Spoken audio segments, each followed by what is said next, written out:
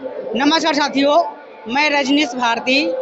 आप देखना शुरू कर दिए महानायक टीवी न्यूज। हमारे पीछे तमाम बहुजन समाज के लोग जुड़े हुए हैं, तो बारी बारी से ये लोग हम जानने की कोशिश करते हैं। सर, आप यहाँ पर आए हैं, डॉक्टर अम्बेडकर साहब की प्रतिमा लगा पकड़बिंडा में, क्या कहिएगा? तो यही कहना है। इधर इधर देखिए। सबसे पहले मेरा नाम स्वर्गीय बंधुराम है। स्वर्गीय बंधुराम? स्वर्गीय बंधुराम। आप मर गए हैं? नहीं मरे, हम नहीं मरे हैं। यहाँ का जो हिंदूवासी आदमी जो है ना, वो लोग उन लोग का मानसिकता मरा हुआ है। आपको पता नहीं है मरने के बाद स्वर्गीय लगता है? नहीं, हिंदू धर्म में स्वर्गीय लगता है। लेकिन बौद्धिस्ट वाले लोग जो है ना, वो यहीं पर स्वर्ग है, जिंदे में ही स्वर्ग है। इसलिए हम अपना जिंदे में ही स्वर्गीय लगाते हैं। मरने के बाद?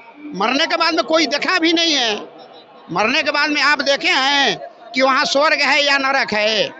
आप जिंदा में ही हैं, यहाँ सब कुछ यहाँ देख रहे हैं। तो स्वर्ग में रहते हुए हम स्वर्गीय लगाते हैं, यहाँ रह करके स्वर्गीय लगाते हैं। अच्छा, ये आप कब सोचे कि हमको जिंदा में ही स्वर्गीय लगाना है? हम इसलिए सोच रहे हैं कि हिंदू धर्म में मरने के बाद में स्वर्ग लगता है।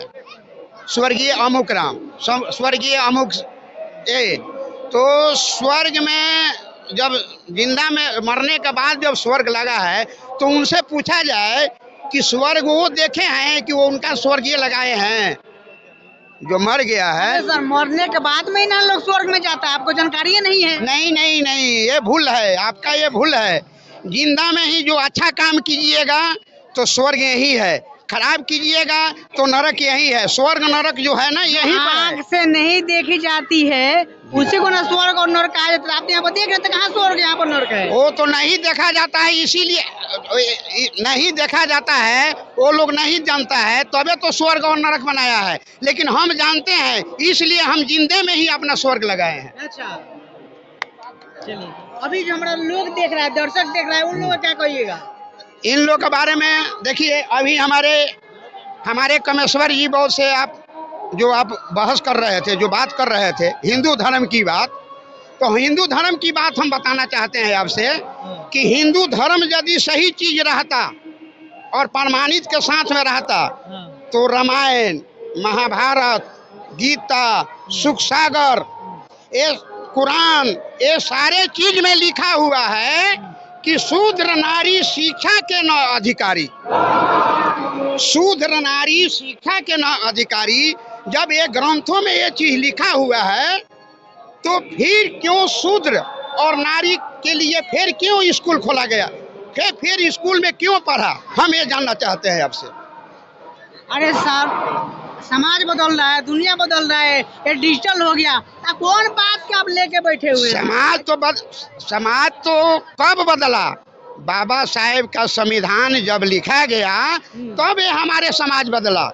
इसके पहले तो रामायण, सुख सागर, महाभारत में सब चीज में लिखा गया था कि शूद्र नारी और शिक्षा के न अधिकारी। तो अब तो सुविधा मिल रहा है ना जी? अब तो सुविधा मिल रहा है। फिर उसको हम कैसे हिंदू धर्म मानेंगे? हिंदू का तो चीज है, हिंदू का तो चीज है रामायण, महाभारत, सुख सागर।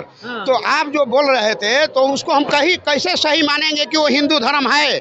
जब हमारे हिंदू धर्म में लिखा हुआ चीज, वो चीज को उल्लंघन हमारे बाबा साहेब का संविधान ने कर दिया, तो वो चीज को हम कैसे हिंदू धर्म मान लेंगे? नहीं मानेगा? नहीं, हम तो नहीं मानेंगे। अपना अपना आजादी।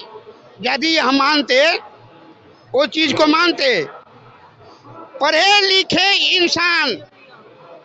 लिखे इंसान मंदिर में जाकर मूर्ख बन करके आता है। अच्छा। और मूर्ख इंसान विद्यालय में जाकर विद्वान बन करके आता है। हम मंदिर कैसे सच मान लेंगे?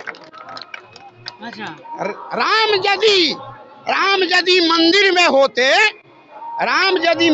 होते तो बाहर में बैठ करके भीख मांगने की नौबत नहीं आती भैया। ये लड़ाई पहले जान लीजिए इस चीज को। ये लड़ाई, ये कोई स्वर्ग और नरक की लड़ाई नहीं है। ये लड़ाई कोई स्वर्ग और नरक की लड़ाई नहीं है। और ये जन्म और मृत्यु सुधार करने की ये लड़ाई नहीं है। और ये लड़ाई पुनर्जन्म, अगला जन्म, पछिला जन्म की लड़ाई नहीं है। तो क्या चीज का लड़ाई है? अरे बता तो रहे हैं भाई। और सबसे पहले ये बात जान लीजिए, ये मैं नहीं कह रहा हूँ, ये कबीरदास जी कह करके गए, ये हमारे तथागत बुद्ध कह करके गए, ये हमारे संत महापुरुष, ये सारे लोग ये बताने का काम इन्होंने किया कि ये लड़ाई नहीं है हमारी। ये जो है ये आपको इस लड़ाई में उलझा दिया गया तथागत बुद्ध की बात को और रैदास की बात को, कबीरदास की बात को जो है ये दरकिनार करके और उस पर जो है झूठा आरोप लगा करके, झूठा प्रोपेगेंडा फैला करके, स्वर्ग नरक जो है ये सब बना करके, ऊंच नीच की खेत भाव बना करके, और ये जो है ये आपको एक तरह से गुलाम बना दिया गया। ये गुलाम बना दिया गया। तो जब गुलाम व्यक्ति हो जाता है, तो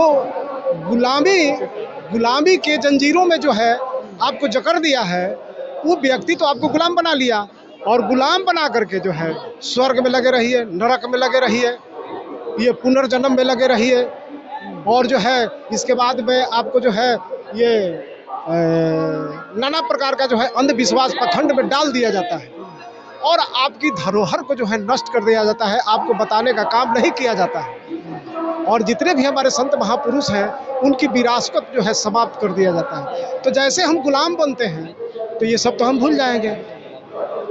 तो ये एहसास कैसे होगा? ये एहसास होगा जब तक जो है हम धम्म के मार्ग को नहीं पकड़ेंगे, धम्म के बात को नहीं समझेंगे, तब तक जो है इस गुलामी को हम छोड़ नहीं सकते हैं। और जैसे हम धम्म के मार्ग को पकड़ेंगे तो पकड़ने के बाद में, समझने के बाद में जो है गुलामी जो है महसूस होगा। और तथागत बुद्ध बाबा साहब ये सभी लोग बोले हैं कि गुलामी के गुलामों को एहसास करा दिया जाता है तो ये गुलाम जो है गुलामी की जंजीर को स्वतः काट देता है। तो जैसे हम धम्म के मार्ग को पकड़ेंगे वैसे हम गुलामी को तोड़ना शुरू कर देंगे। और देखिए, तो इसका मतलब है कि हम धम्म के मार्ग को जब तक हम नहीं पकड़ेंगे, हम तो ये मूल निवासी, ये हमारे बहुजन समाज के लोगों से मैं ऐलान करता हूँ कि आप लोग जो है संत महापुरुषों के मार्ग को पकड़ लीजिए, ये धम्म को पकड़ लीजिए, सुंदर रास्ता को पकड़ लीजिए, और इस तरह से पकड़ने के बाद में जो है आपकी गुलामी जो है समाप्त हो जाएगी।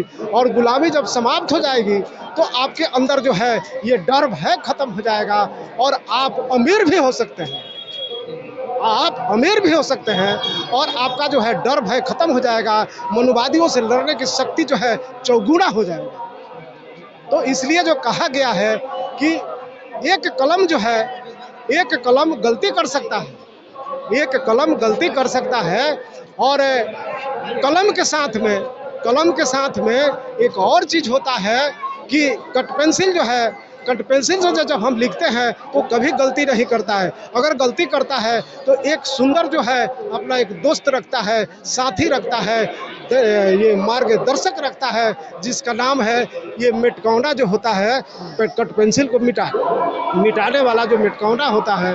तुरंत लिखिए, गलती अगर पकड़ता है तो मिटकौना जो है वो समाप्त कर देता है, वहीं पर आपको सुधार देता है। जुआ वर्गों से कि कांवड़ ले जाने की जरूरत नहीं है, स्कूल की जरूरत है। स्कूल की तरफ तुम मरो, यूनिवर्सिटी में जाओ, कॉलेज में जाओ, इंजीनियर बनो, डॉक्टर बनो, कांवर ले जाने की जरूरत नहीं है। कांवर ढोते ढोते और गुलामी की ये बोझ ढोते ढोते हम कितना दिन तक जाएंगे? जो आपने सवाल पूछा उनसे कि आज सबको नारी को शिक्षा का सामान मिल रहा है, मैं आपसे पूछना चाहता हूँ क्या ये ग्रंथ हमें देता है? ये बाबा साहेब की संविधान देता है हमें। और जो आपने पूछा एक और सवाल कि हिंदू धर्म का आजकल बहुत सारा नारा चल रहा है, मैं आपको बता दूं, जब प्राचीन काल में चलिएगा आप तो सबसे पहले यहाँ पे तुर्की मुसलमानों का आक्रमण हुआ, उसके बाद बहुत दिनों तक उनका पीढ़ी दर पीढ़ी शासन किया, उसके बाद मौर्य समाज का शासन हुआ, जिसमें सम्राट अशोक जो विश्व के सबसे बड़े सम्राट अशोक राजा थे, जो चाइना से लेकर अफगानिस्तान तक उनका शासन हुआ करता था। उन्होंने जब कलिंगा युद्ध के बाद बौद्ध धर्म अपनाया, बौद्ध के विचारों को अपनाया और बौद्ध धर्म के प्रचार में लग गए, उनका सब राजपाट जो था बौद्ध धर्म के प्रचार में खत्म हो गया। उनका बच्चा जो था, उनका लड़का उतना योग शासन नहीं बन पाया। उसके बाद जब ब्राह्मण समाज का आक्रमण हुआ भारत में, मध्य एशिया से यूरेशियों ने आक्रमण किया, तब स्थापित हुआ वहाँ पे ब्राह्मण साम्राज्य का। वहाँ सबसे पहला ब्राह्मण साम्राज्य का उस ब्राह्मण समाज में जब दूसरा शासन आया, पहला आया पुष्यमित्र संघ, तो उन्होंने क्या किया, यहाँ के जो मूल निवासी राजा हुआ करते थे उनको पहले इतना उनको शोषण किया और राजपाट छीनकर उनको राज से दूर कर दिया, कबीले से बाहर कर दिया। जिनको उसके बाद जो आया, शिक्षा से दूर करने के बाद जो शासन, दूसरा शासन आया ब्राह्मण साम्राज्य का, मनु ने अपना नियम लिखा। उसमें लिखा शूद्रों को पढ़ने का अधिकार नहीं है, शूद्र और नारी पे सिर्फ शोषण का उसने ग्रंथ लिखा। और उसके बाद वहाँ से भगवान की उत्पत्ति हुई। तो किस आधार पे आप कहिएगा कि ये देश बौद्धों का देश नहीं है? आपको जब तक आप अपने इतिहास को नहीं जानिएगा, आज के मॉडर्न युग में डिजिटल तरीके से गुलाम बनाया जाएगा, शिक्षा से वंचित किया जाएगा, आपको वोट से वंचित किया जाएगा, आपको धन रखने का। अब देखिए ओबीसी में देख लीजिए non creamy layer, SC ST में देख लीजिए JNU जैसा यूनिवर्सिटी में SC ST का प्रोफेसर का सीट रद्द कर दिया गया। आज के मॉडर्न युग में डिजिटल तरीका से आप गुलाम बनिएगा। जब तक आप अपने इतिहास को नहीं जानिएगा, आप कुछ नहीं जानिएगा। और यह प्रतिक्रांति है हम नवयुवकों का अपने भविष्य के लिए। तो देख सकते हैं कि हम तमाम लोगों से हम बात विचार किए, हर चीज़ों को नीचे, और यही निकलता है कि अभी हमको पढ़ने की जरूरत है जी, अभी हमको इतिहास जानने की जरूरत है। जब तक हम इतिहास नहीं जानेंगे तब तक लोग हमको ऐसे बलगलाता रहेगा। तो पूरा बात विचार किए, पूरा बात विचार कैसा लगा, इस बात विचार के बारे में आप क्या सोचते हैं, कमेंट करके प्रतिक्रिया बताइए। और वीडियो फेसबुक पेज पर देख रहे हैं, पेज को फॉलो कीजिए, यूट्यूब चैनल पर देख रहे हैं, चैनल सब्सक्राइब कीजिए। नमस्कार।